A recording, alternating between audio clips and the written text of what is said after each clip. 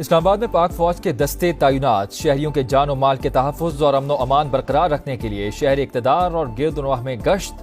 وفاقی وزیر داخلہ کا ڈی چوک کا دورہ، صورتحال کا جائزہ لیا، سیکیورٹی اہلکاروں کے حوصلوں کو سراہا، کہا ایس سی او کانفرنس سبوتاژ کرنے کی کوشش کامیاب نہیں ہونے دیں گے۔ تحریک انصاف کا احتجاج، اسلام آباد میں کشیدگی، فیض آباد پر کارکنان کا پتھراؤ، پولیس کا ایکشن، ڈی چوک پر بھی شیلنگ۔ کے پی سے روانہ قافلہ برہان انٹرچینج پر موجود۔ علی امین گنڈاپور کہتے ہیں جتنی چاہے رکاوٹیں ڈال لیں، ڈی چوک ہی ہماری منزل ہے۔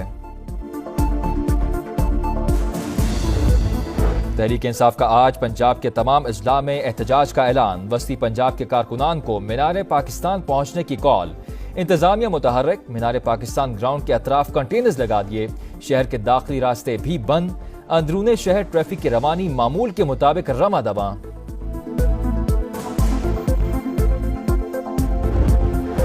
چند سو کی ٹولیوں میں انقلاب کچھ دیر کے لیے ابھرا اور اپنے منطقی انجام تک پہنچا۔ علامتی احتجاج کا مقصد کیا تھا؟ مطالبات کیا تھے؟ بس ریاست پر حملہ کرنا مقصود تھا۔ وفاقی وزیر اطلاعات عطا تارڑ کی ایکس پوسٹ، لکھا کے پی کے عوام کی خدمت ان کی ترجیحات میں شامل ہی نہیں۔ بھارت کے وزیر خارجہ جے شنکر شنگھائی تعاون تنظیم کے اجلاس میں شرکت کے لیے پاکستان آئیں گے۔ کسی بھی اعلیٰ بھارتی عہدیدار کا 9 برس بعد دورہ پاکستان۔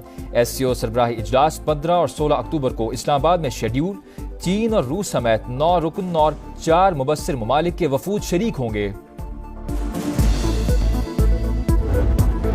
نہتے فلسطینیوں سے یکجہتی کا اظہار، 7 اکتوبر کو یوم یکجہتی فلسطین منایا جائے گا۔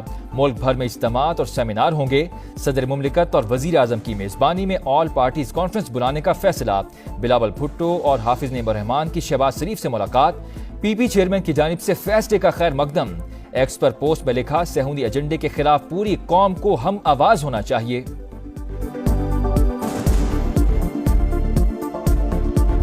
بانی پی ٹی آئی کی بہن علیمہ اور عثمہ خان گرفتار، 30 سے زائد کارکن بھی پکڑے گئے۔ صبح سویرے پھر جھڑپیں، جمع ہونے والے چند کارکن بھاگ نکلے۔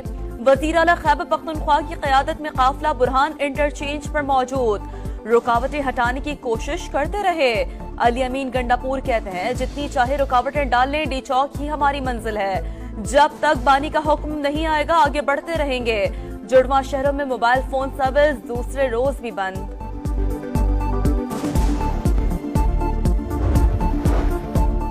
برہان انٹرچینج پر موجود مظاہرین کیل کانٹوں سے لیس، شیل گنز، پتھر، گلیلیں اور ڈنڈے موجود۔ سرکاری وسائل کا بے دریغ استعمال، کرینز، ریسکیو اور فائر بریگیڈ کی گاڑیاں بھی قافلے کا حصہ۔ حسن ابدال کے قریب موٹر وے ہارو پل کو زبردستی کھول دیا۔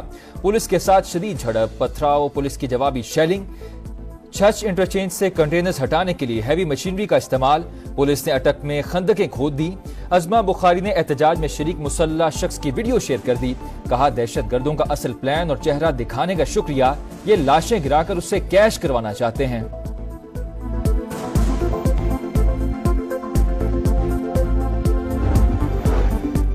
چند 100 کی ٹولیوں میں انقلاب کچھ دیر کے لیے ابھرا اور اپنے منطقی انجام تک پہنچا۔ علامتی احتجاج کا مقصد کیا تھا؟ مطالبات کیا تھے؟ بس ریاست پر حملہ کرنا مقصود تھا۔ وفاقی وزیر اطلاعات عطا تارڑ کی ایکس پوسٹ، لکھا خیبر پختونخوا کے عوام کی خدمت ان کی ترجیحات میں شامل ہی نہیں، ان کی کارکردگی بھی صفر اور صلاحیت بھی صفر ہے۔ وزیر اعظم شہباز شریف سے گورنر خیبر پختونخوا کی ملاقات، ملک کی موجودہ صورتحال پر تبادلہ خیال۔ فیصل کریم کنڈی نے کہا صوبے کو دہشت گردوں کے رحم و کرم پر نہیں چھوڑ سکتے۔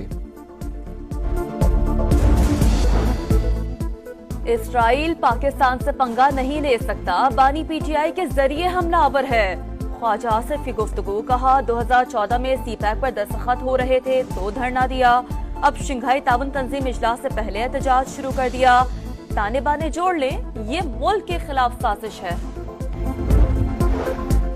ملیشین وزیر اعظم 3 روزہ دورہ مکمل ہونے کے بعد واپس وطن روانہ۔ وزیر اعظم شہباز شریف نے نور خان ایئر بیس پر الوداع کہا۔ روانگی سے قبل انور ابراہیم سے امیر جماعت اسلامی حافظ نعیم الرحمان کی ملاقات، زخمی فلسطینیوں کی دیکھ بھال پر خراج تحسین پیش۔ निहत्ते फलस्तीनियों से यकजहती का इजहार। 7 अक्टूबर को यौम यकजहती फलस्तीन मनाया जाएगा। मुल्क भर में इज्तिमात और सेमिनार्स होंगे। सदर मुमलिकत और वजीर आजम की मेजबानी में ऑल पार्टीज कॉन्फ्रेंस बुलाने का फैसला। बिलावल भुट्टो और हाफिज नईमुर रहमान की शहबाज शरीफ से मुलाकात। पीपी चेयरमैन की जानिब से फैसले का खैर मकदम। एक्स पोस्ट में लिखा, सेहूनी एजेंडे के खिलाफ पूरी कौम को हम आवाज होना चाहिए। इजराइल के लेबनान पर नॉन स्टॉप हमले जारी। रात गए बैरूत में शदीद बमबारी, शहर धमाकों से लरज उठा। 24 घंटों में मजीद 49 शहादतें, मजमूई तादाद 2000 से बढ़ गई। 9500 से ज्यादा जख्मी। सरहदी इलाकों में घुमसान का रन। जमीनी लड़ाई में इजरायली फौज को शदीद मुजाहमत का सामना। इराक से ड्रोन हमले में 2 इजरायली फौजी मारे गए। गजा में भी सेहूनी फौज के मुजालिम। दीर अल बला और खान यूनिस में मिसाइल हमले। 24 घंटों में मजीद 21 शहादतें। यमन में अमरीका की 15 मकामात पर बमबारी। यमन, बांग्लादेश और उर्दन समेत मुख्तलिफ ममालिक में फलस्तीनियों से यकजहती के लिए मुजाहिरे।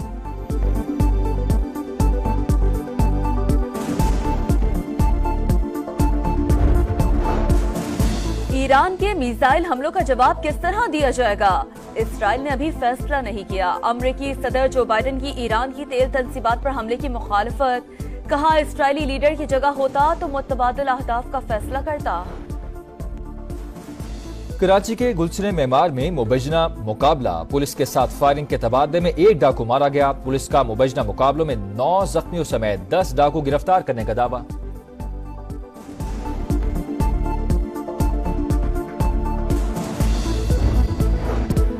इल्म की शमा से जिंदगी के अंधेरे दूर करने वालों को सलाम। आलमी यौम असातिज़ा आज मनाया जा रहा है। दिन की मुनासबत से तकारीब, शेड्यूल, मुस्तकबिल के मुअम्मारों की तरबियत में बुनियादी किरदार पर खिराज तहसीन पेश किया जाएगा। इंग्लिश टीम की टेस्ट सीरीज के लिए तैयारियां। पहले रोज सरतोड़ मशक़ें। पाकिस्तानी टीम कभी भी बाजी पलट सकती है, इसलिए हल्का ना लें। इंग्लिश बैटर की प्रेस कॉन्फ्रेंस। इंग्लिश कप्तान बेन स्टोक्स की पहले टेस्ट में शिरकत मशकूक। विमेंस टी20 वर्ल्ड कप। भारत को पहले मैच में न्यूजीलैंड के हाथों शिकस्त। 161 रन के हदफ का ताकुब करती इंडियन टीम 102 पर ही ढेर। कौमी विमेंस टीम रिवायती हरीफ भारत के खिलाफ कल मद्दे मुकाबिल होगी। प्रोफेशनल बॉक्सिंग में पाकिस्तान के मोहम्मद वसीम की एक और कामयाबी। आलमी रैंकिंग के मुकाबले में जॉर्जिया के जाना मैम्शी को नॉकआउट कर दिया। प्रोफेशनल बॉक्सिंग में पाकिस्तान के मोहम्मद वसीम की एक और कामयाबी। आलमी रैंकिंग के मुकाबले में जॉर्जिया के जाना मैम्शी को नॉकआउट कर दिया। पुरानी कलेक्शंस का नया अंदाज। पेरिस फैशन वीक में मौसम गर्मा के मलबूसात की बहार। मॉडल्स की रैंप पर वॉक।